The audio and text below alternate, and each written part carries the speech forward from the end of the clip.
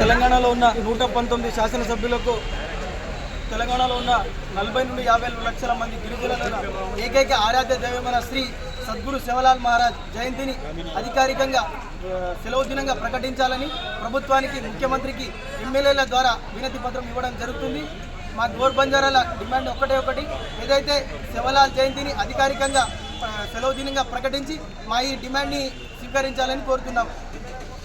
సెలవు దినం ప్రకటించిన ఎడల గోర్సేన నుంచి రాస్తారోకోలు, ఆందోళనలు చాలా ఉంటాయని మా గోర్సేన నుంచి డిమాండ్ చేస్తున్నాం.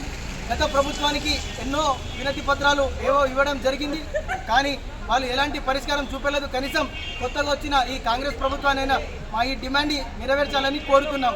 అదేవిధంగా ఈ తెలంగాణలో పుణ్యక్షేత్రమైన శ్రీ లక్ష్మీనరసింహస్వామి ఆలయంలో మాకు కూడా స్థలం కేటాయించి ఒక బంజారా భవన్ని మాకు నిర్మించాలని కోరుతున్నాం. ఎందుకంటే తెలంగాణ రాష్ట్రంలో నలుమూలల నుంచి ఇక్కడ గిరిజనులు దర్శనానికి వచ్చి, అదేవిధంగా ఇక్కడ శివలాల్ గుడి ఉంటే అక్కడ కూడా మేము దర్శనం చేసుకుంటాం.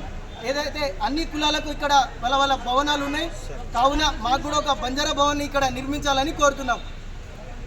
జై శివలాల్.